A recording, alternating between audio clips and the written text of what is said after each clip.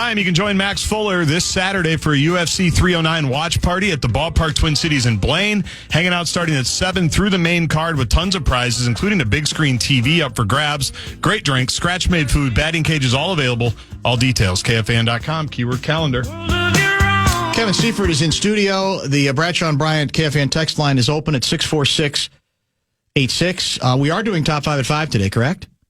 Brett may have to do it. Oh, you're out. That's right. Well, make sure I was Brett... actually writing it down for him. Yeah. Oh, good. Even better. Yeah, we need one this for today because Mondays we tend to not have them because that's the Lieber window.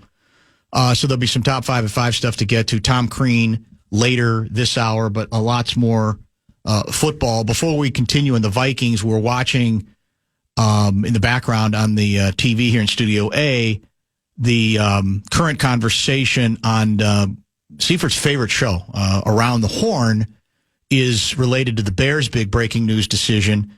They have fired offensive coordinator Shane Waldron. I think now they promoted the passing offense coach. I don't remember his name. Thomas Brown. That's it.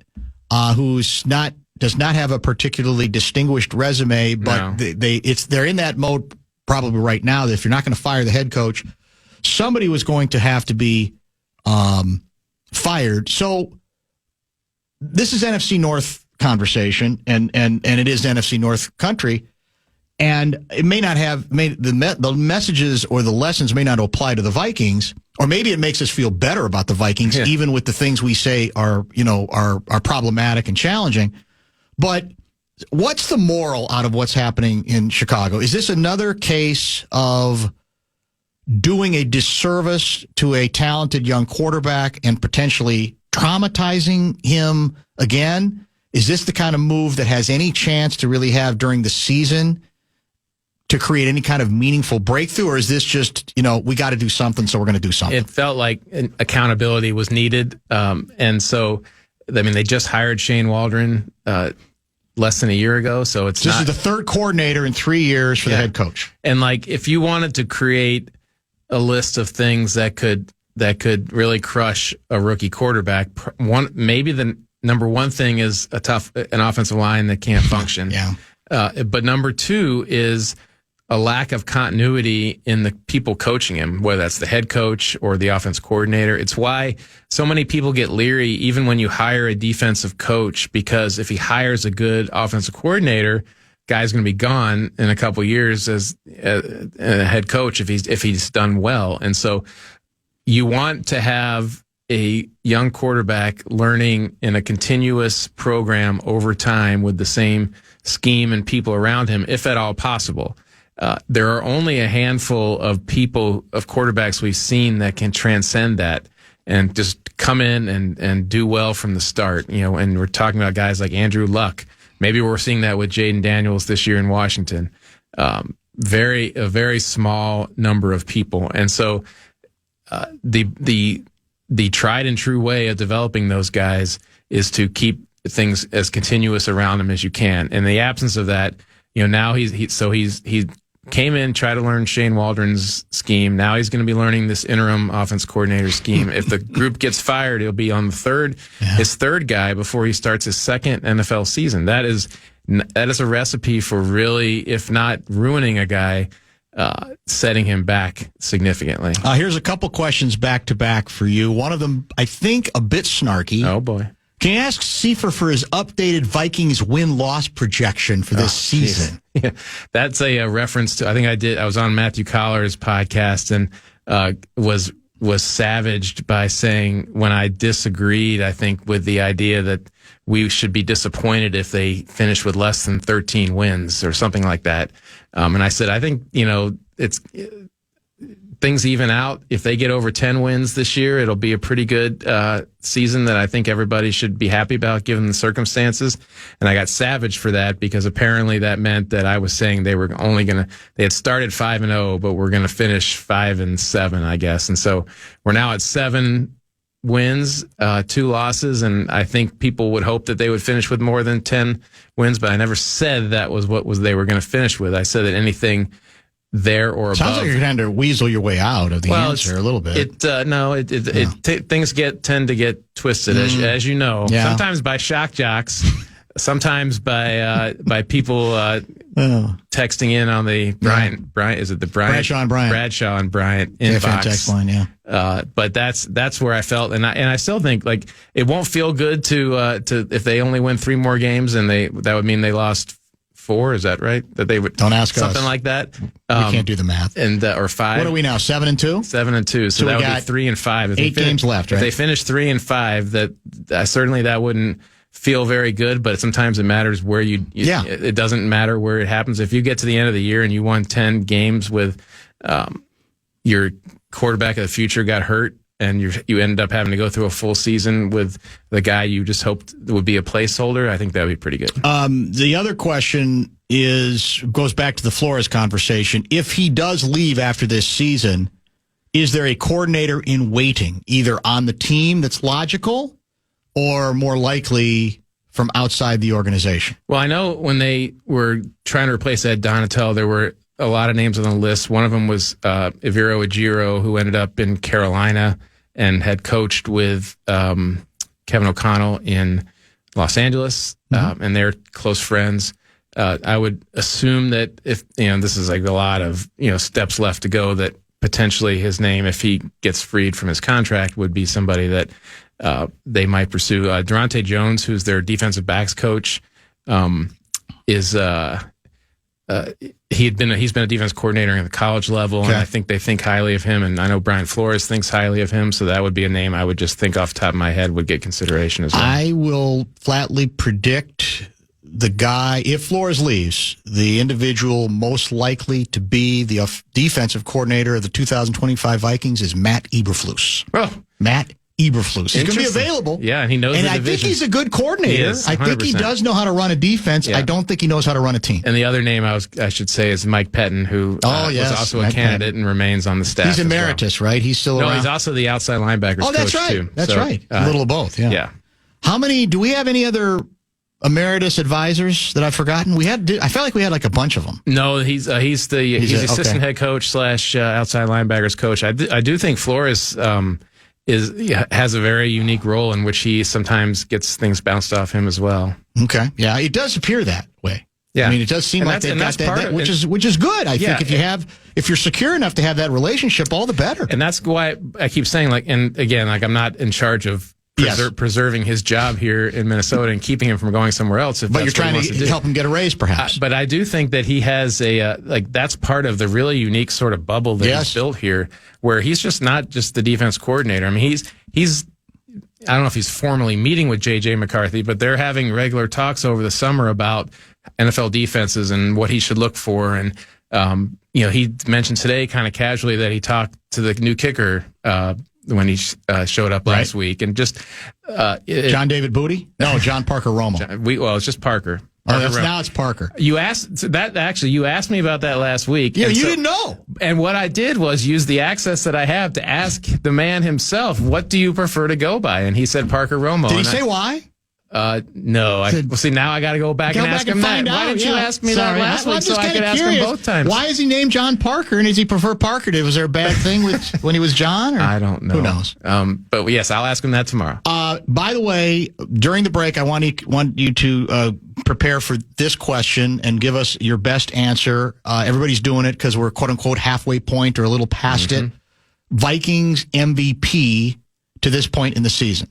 The Fan and 2 men and a junk truck want to give you a shot to put $1,000 in your hand. It is our national cash contest, and the keyword for the 4 o'clock hour is Bills. Go to KFAN.com and enter the keyword Bills. Run!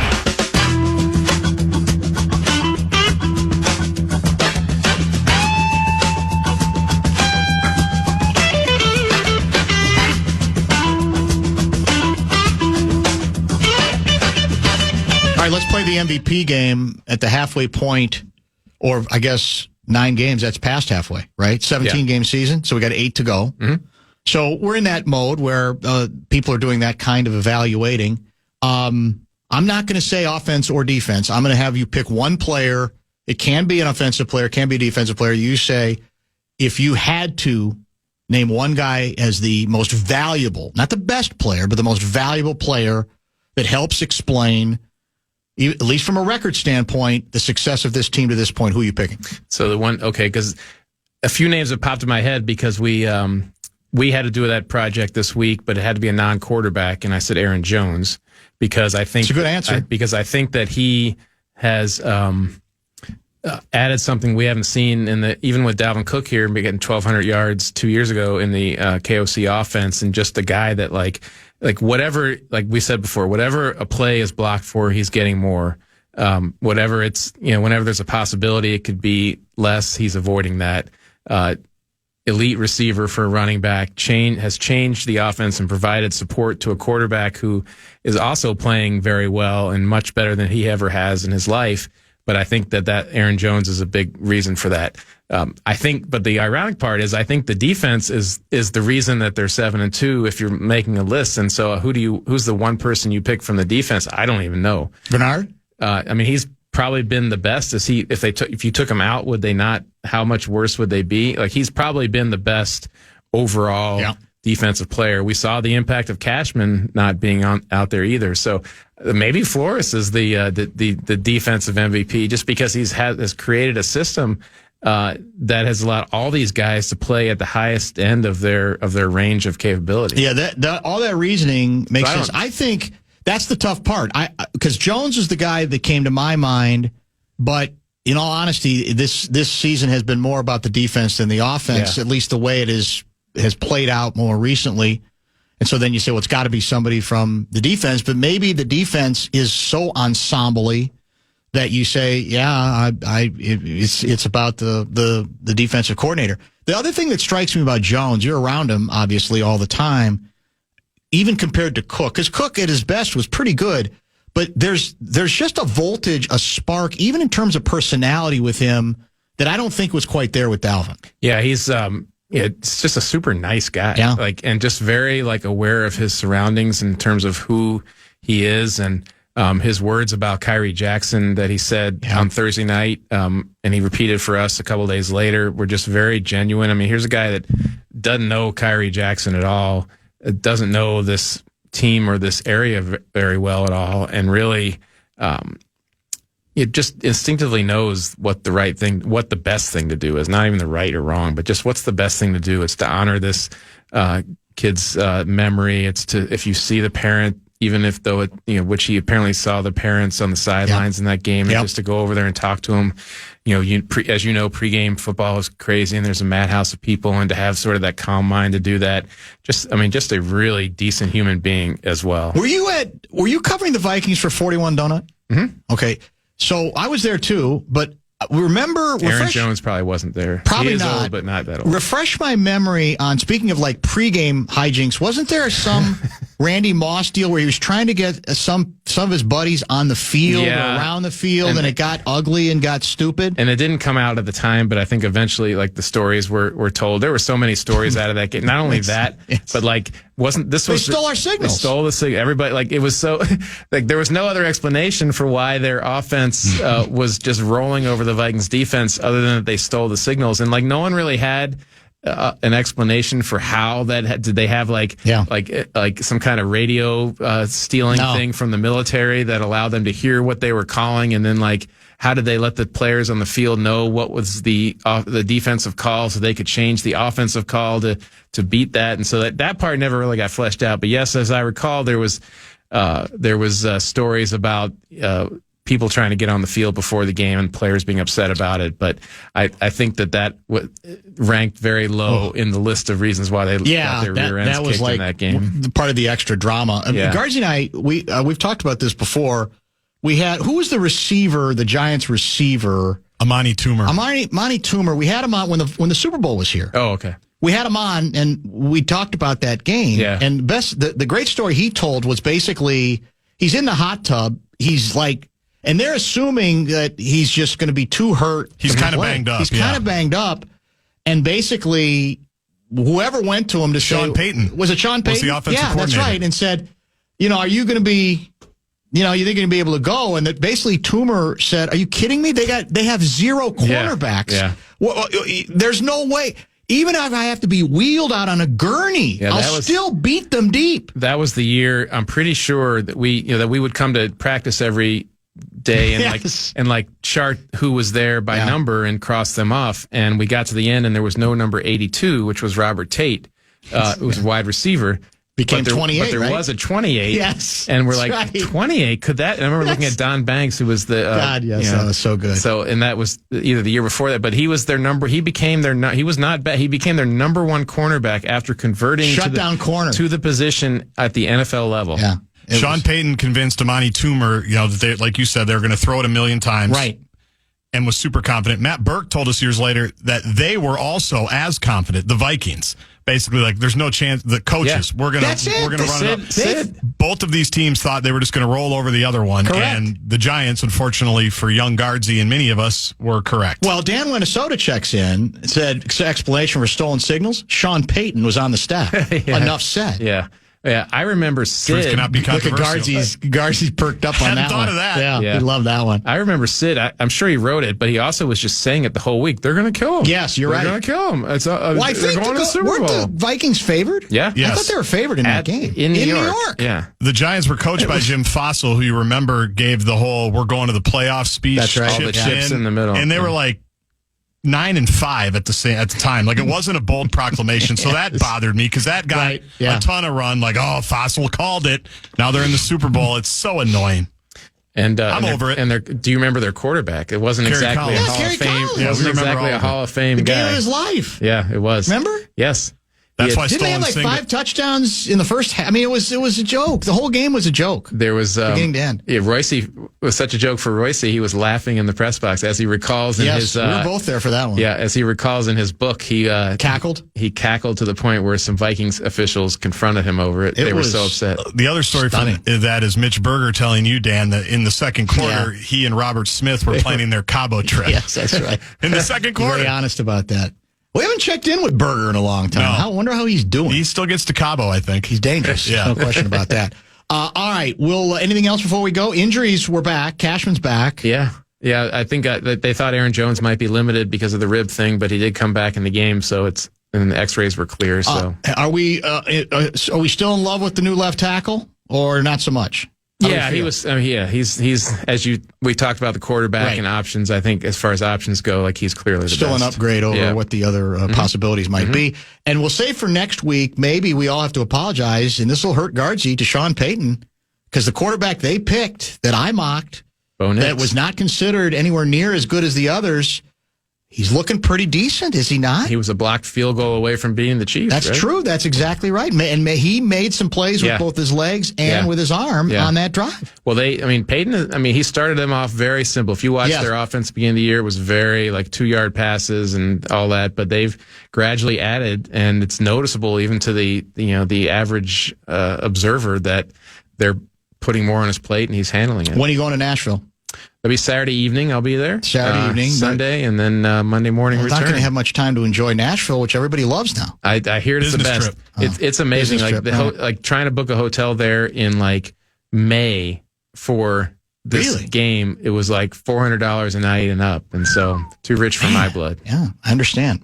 Good to see you. Thanks for coming in. Have a wonderful trip to Nashville. Thank you, sir. Kevin Seifert, ESPN.com. Let's talk some hoops. Let's catch up with Tom Crean, former college basketball coach who still watches the game and both the college and pro game very closely, is coming up next. Time now for the Vikings Report on the Fan, presented by Miller Lite. Vikings safety Cam Bynum joins Barreiro next after this from Miller Lite.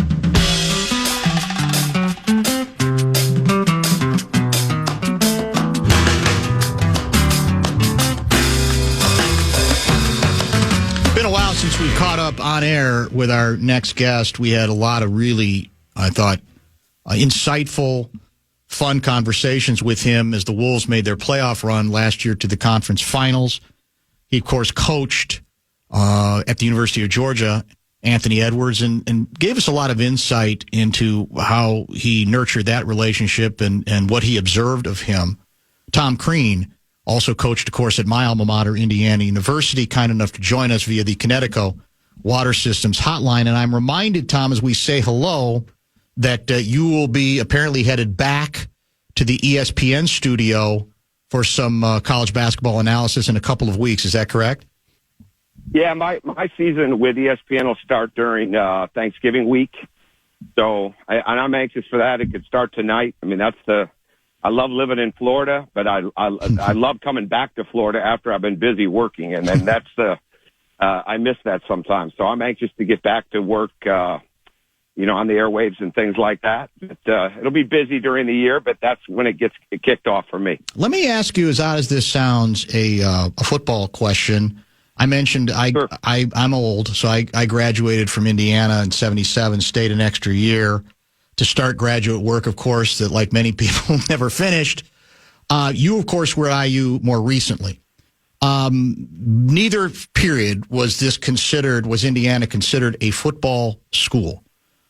Suddenly you're seeing this remarkable transformation play out in front of our eyes in Bloomington, Indiana. The team remains undefeated after a tough game, but ultimately a victory at home against Michigan. As a guy who was in the middle of all this, I'm kind of curious to get your observations on what you make of it, whether it's sustainable, and how in the hell you think Cignetti is pulling it off, even just for this one season.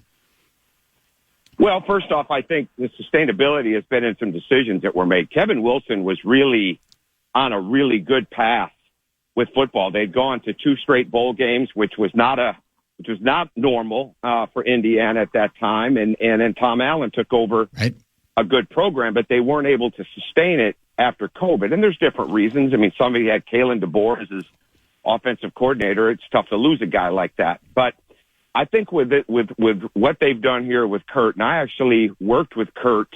He was the recruiting coordinator and coach in a position at Pitt under Johnny Majors when I was with Ralph Willard back in 94, 95. So we actually worked a little bit together. I haven't really seen him much, but we worked together some in recruiting and things of that nature. And he, even then, like you could tell, the business acumen that he had, the spirit that he had, he was a no-nonsense guy. You could see all that. And I think with what he's done at the places that he's been have given him enormous confidence that what he does works. He obviously can identify and evaluate players, because it's one thing to identify and evaluate people to play at the highest levels, but it's another thing to be able to pluck those people to play at the Elons and the James Madisons, because the competition for those guys is just as stiff with the people that you're going against, right? It's not necessarily Georgia and Tennessee, but you're going against people, and you got to have great evaluation skills. And when I watch him, that's what I see. I mean, I think they've done a great job of raising the money for the NIL, and I think they're in that ballpark. But the moves he's made, the staff that he has, the continuity that he's had with that coaching staff, the fact that program was so primed to make a jump because it had been down and everything is there for it to be successful. I don't know when the last time you were there, but I was blown away. I left in 17. I went back in early September for Victor Oladipo's Hall of Fame induction, and I hadn't really been back to the campus since then. I couldn't believe how much it had even changed since I was there, and as far as the football facility part. So he's got everything in front of him, and he's done a great job coaching his team, evaluating who he brought in, and he now is going to not only be the retention of the right players, but making sure that his staff doesn't get pillaged and for higher numbers. And I think Indiana's learned the lesson. I don't think they'll let that happen. Yeah, it really is a fun story. I'd be curious to see how they obviously have Ohio State in a couple weeks, and that's going to be a key test. But even then, they're still in very good position. I may have asked you this before, but part of what the Indiana story represents is you can bring a bunch of people in a hurry, right? Everybody's coming and going, whether it's football or basketball. So, we've heard some veteran basketball coaches and football coaches say, I'm out. I know it's not back in my lawn. Get off my lawn, guy. I know that's what I'm sounding like, but it's too crazy for me. There's too much instability for me. I just don't want to necessarily immerse myself in it anymore. Given what you know about what the parameters are, would it terrify you, or would you say, hell yeah, I'll raise my hand. I might not like some aspects of it, but bring it on. I would be willing to do it, even in this brave new world where it seems as if the rules are changing almost every week. Well, I would. And you've got to be in a position where you're working with people that, alignment is kind of overspoken and really understood, but you can't work for people that are going to be politically centered and driven by whims and this article and that podcast. You got to work for people that have a lasting view of what this is going to take. And I think that's what everybody's finding out right now. And in answer to your question, right situation, of course I would. I mean, my last year at Georgia, and I know I've said this on your show before, but my last year at Georgia was the first year of NIL and the first year of the portal. I had one player on my team my last year that I actually recruited in person. Everybody else that we had on our team, we recruited through video or through Zoom because of the COVID rules. Yep. We had $4,200 in NIL that year. And wow. And then 2,000 more for Crystal Hamburgers to give two guys $1,000 each for an ad. We got killed in the portal. Like, I'd love to go back and be in those kind of fights. Sure. If you're in it with people that you can fight with. Yep. And that's where the administrations come in. Because there's, you know what there is, Dan? There's a lot of different ways to raise money. And that's what I've learned being on the outside. It's not just about getting your donors. It's not just about getting fans. There are a ton of different ways that you can raise money for these programs, but you've got to have the ability to go in and live with some risk. And the risk is, I may get this guy a lot better and he may leave. I may get this guy a lot better and he may transfer. I may get this guy better and he goes pro. You've got to feel comfortable being able to live in that type of an environment. And I think for me, like personally, if I'd never coached guys that didn't leave early for the NBA, and then I might feel a lot different. That I think there's too many complaints that, and people are getting away from the root of the game, which is your job is still not only to win, but it's to make these players better so that they can win for you, but so they have a future down the road. And if you lose them, you lose them. You just got to go out and get somebody else. Former college basketball coach Tom Crean, kind enough to join us via the Connecticut Water Systems hotline. We have not talked in a while. So I want to go back to the blockbuster move that the Wolves made right, before training camp, basically. I think it was just a day or two in which they made, I thought, a gutty but fascinating call. You go to the conference finals, and a lot of times people say, let that core grow, let them, as individual players improve, and you might improve collectively as well. And Tim Conley, who likes to take big swings, man, that's why I love him. He is not afraid to take big swings. Said, I'm taking another big swing. And they trade away, for my money, the best player of the deal, Karl Anthony Towns, to get Julius Randle and a really good wing player, obviously, that doesn't start for this team, but gives them top 7, maybe as good a group as you have. When the deal went down, were you surprised at all, shocked at all? What did you make of it at the front end? No, I think there'd always been talk that potentially, even, after the Rudy trade, that at some point Karl could move. But nothing substantial, and I don't know anybody in the front office like that with Minnesota to have that kind of knowledge. But here's what I thought. I thought when they made the move, because it affected another one of my guys, an OG Anunoby, in That's New right, York, yeah. and who had just signed his new deal. So I'm looking at it and I'm thinking, okay, the whole key to this deal is Dante. Because in my mind, that hurts New York losing him, and it absolutely helps Minnesota because it helps Anthony in so many different ways with another guy that can handle, another guy that can cut and move, another guy that can play off his penetration, another guy that can pass the ball. And as I said to Anthony when the deal got made, I said there was a time in high school and even the 1 year in college and early on that there was nobody that was as good as Julius Randle at that size as passing the ball. And I mean, when he played back in AAU, it was ridiculous how good a passer he was. And I think he was certainly getting better in New York. I think there were places that really kind of pigeonholed him a little bit as a player. And it's almost like I had the opportunity to work out with him a couple times with Dwayne Wade, and we had D'Angelo Russell, Thomas Bryant. And you could just see that, like, he needed to be unleashed again in the sense of what he could do as a full player. And I think when he was healthy, he did that for New York. So I think it was a great move for Minnesota. And it wasn't a bad move for New York, but the fact that Dante DiVincenzo was involved in that, I thought that just put Minnesota over the top. Now, that was the key to the deal, and there's no question that it wasn't until the Knicks were willing to put him in the deal that the Wolves were going to consider it and talk about it. That part is pretty much been confirmed across the board. How does it? You see the team, there's stops and starts early through the season. They just had a very disappointing loss, which actually the head coach took full responsibility for some breakdowns late in the game. That was the game against Miami. So they've had some moments where it looks like offensively they, can improve dramatically over last year. Defense has looked a little more spotty. So give me a sense as a coach what you see in terms of how you put these pieces together, because they are different pieces than when Karl Anthony Towns is here.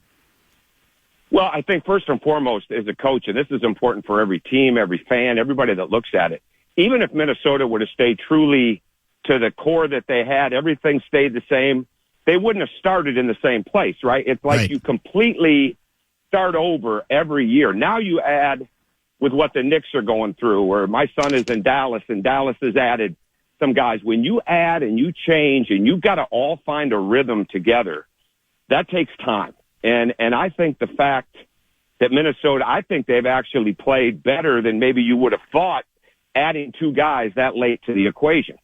But I think some of that is guys at Minnesota over the offseason have made a jump. And I think Anthony has made another jump. And I don't think he's even close to being where he's going to be on that, because of the fact that he's not only improving at what he already did well, but he's adding more things to the game. And so much of it is because of the way he's reading the game, seeing the game, and the mentality that he's playing with.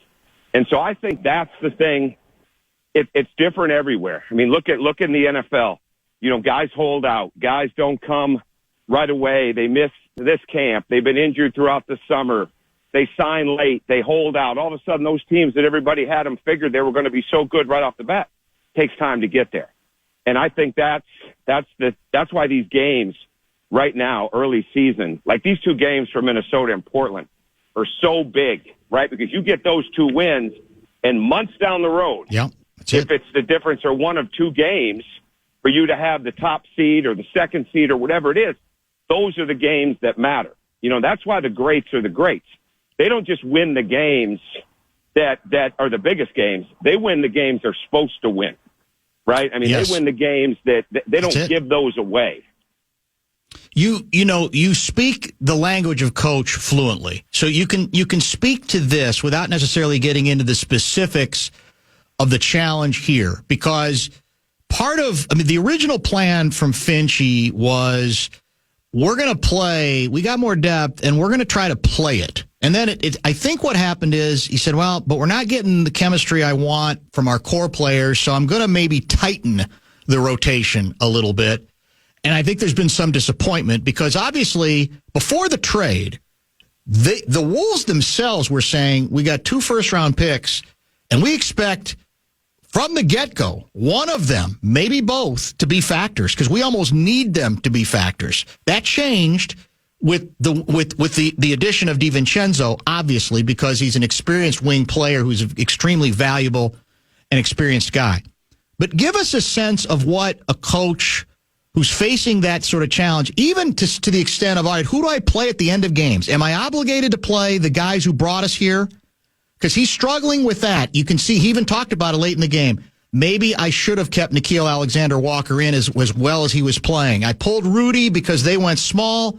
The odd part of having more options, Tom Crean, is I think in some ways it's a good challenge, I guess, for a coach to have, but I think in an odd way it can make the job more challenging as well. Well, Ken, that last play of the game, though, even without Rudy in, that's a half a second away from being a challenge at the rim. There wasn't enough pressure on the inbounds pass. The switch came, but it came a little bit late. Yeah, he made a bullet pass from out of bounds. So there's some technique errors there, communication and hands up, maybe more so in my mind. I'm not talking for Chris here, but in my mind than who he had on the floor. right? Because that was a very well executed play. And Miami's one of those teams. It doesn't matter who they have; you're getting their best more often than not, especially when they're playing without Jimmy now. But I would say this about the rookies, okay? And watching them, I think Dillingham is better already at some of the things that he wasn't able to do yet last year because of strength. He had a finish the other night at the rim like I would have never thought that he'd be able to play through that contact, play at the rim the way that he did on a drive. And I know it's a very small sample size, but I think he's getting better. I think the fact that he's going against those guys in practice every day is helping him. And I've always thought he was one of those guys that he played so fast and so quick, but if you really got him to slow down and process the game a little bit, he was going to be fine. And I think this is what is going to happen for him, because there were times in high school where he just played way too fast, way too out of control, no shot selection conscience whatsoever. And he's changed so much of that. Like, he's grown out of that. And John did a good job of that. And I think the fact that he's in Minnesota going through that is going to be helpful. Terrence Shannon is going to help them win games. I think with what's happened now in the NBA, obviously I don't think Minnesota's in the second apron, but you've got to get rookies that can play at the end of games and that can help you win some games. I think Terrence Shannon, his time is coming. I hate that term plug and play because I don't really believe that. I think you've got to have you've got to really understand what you're doing when you go in there. But if there is a plug and play guy that was drafted in the first round, it would be Terrence Shannon Jr. because he can do so many things. He can defend, he can switch, he can explode, he can get on the glass, he can shoot the ball, he can handle. I thought there were times he could have been a point guard in college because he could see over people, and he became so much better at Illinois. So I see those guys really fitting in there. But I think when you look at the jump McDaniels has made, obviously Naz keeps making a jump. Walker's made a jump. It's on a great path. And I think those young kids are going to have a chance to play for them in due time because it's such a long season and we haven't been through, very few teams yet have had to deal with any type of real issues with injuries or, the things that set you back for 2 weeks. There haven't been very many back-to-backs yet, and I think those kids' time is coming. Let me finish with two Anthony Edwards questions since you know him so well. Clearly the mandate has been he has worked hard on his three-point shot, and the mandate is they want to take more threes. He got off, statistically to an historic start in that regard. How do you thread the needle on, attaining that objective, whatever that is, about including more threes, but not take away from, in a given moment, the other things he can do offensively, which is, of course, more than anything, break people down, get to the basket, and presumably get to the free throw line. What's the right balance? Well, here's the things he's added, in my mind. The shot fake is as good as it's been, ever. And the key to a great shot fake is that it looks like you're shooting the ball. And he's got that so compact coming up in the middle of his body right now. There's no wasted motion. So that is going to end up being a great weapon for him as he goes along. He's worked hard on his sidestep three. It's not consistent yet, but it's coming. He's very focused, and I know it's important to him to get out and run and catch the ball on the break, play without the ball more, cut without the ball. I know he's very conscious more and more maybe than he's ever been about his shot selection. So I say all that to say this. His mindset and his mentality is growing rapidly. And I think what he's doing, I've never asked them, is he trying to get an X amount of threes? What I think he's doing a really good job of right now is reading what the defense is giving him. And I think his skill set does this. If you're going to go under, he can shoot the ball. If you start going over the top and you play drop coverage and people think they're going to force him into the pull-up, well, he's really good with that. And plus he's explosive enough to beat you with either hand. If you trap him, he's going to split it. And he's very, very comfortable. He wants the ball in his hands, obviously, but he's very, very comfortable in this short segment of the season so far, playing without it. And that's where a lot of those catch and shoots are coming from, obviously. And here's the thing. I always start with his feet and his catch. His feet and his catch. Are his feet solid and balanced, and is he making an aggressive catch? And when he's doing those things, it looks really good. And even right now, some of his misses are short. Like the other night, he had a lot of short misses. Yes. Which to me is a little bit tired legs. And they weren't off all over the place, right? I mean, they're kind of short in the middle. So that becomes a little bit of a leg thing, a little bit of a lift thing. And I thought his feet were a little heavy the other night. But, bottom line, he's taken what the defense has given him, and he's gained so much knowledge in 4 years of the NBA that really whatever Minnesota's looking at analytically or whatever their game plan is, however they view it, I think he can handle all that. And that's why the DiVincenzo addition was so big, because it's another guy that can not only shoot and space the floor and create more space for Anthony to drive, but it's another guy that can find him in a catch-and-shoot situation, which, I mean, he's getting more and more comfortable with that. When he was young, he didn't want that shot. I've said this before, he wanted to bounce it. He wanted to get to a step back. He wanted to cradle it, just play with it. Now he's much more comfortable knowing that that's a high percentage shot for him.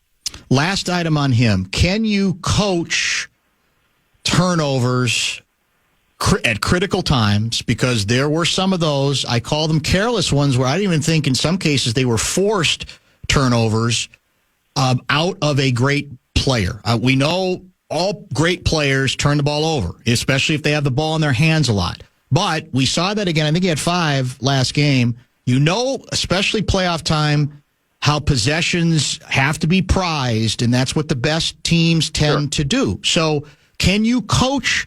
How do you convince him that we got to prize the ball more? As good as you are, as extraordinarily much as we're asking of you, we have to prize possessions better. Well, I think it's over dribbling, and I think it's dribbling. He had a couple the other night where he wasn't strong enough with the ball, and I think it's dribbling into the traffic. Like we've said this on here before, there's too many times when he's playing on the sideline that it's too easy to guard him, right? Because the sideline's there. So you can bring a defender, you've got good point. His defender. It's too easy. He's got to, when you watch him come off screens right now and go left, when you watch him attack in the open floor, that burst is there. And I think, there was a great example the other night in the Portland game.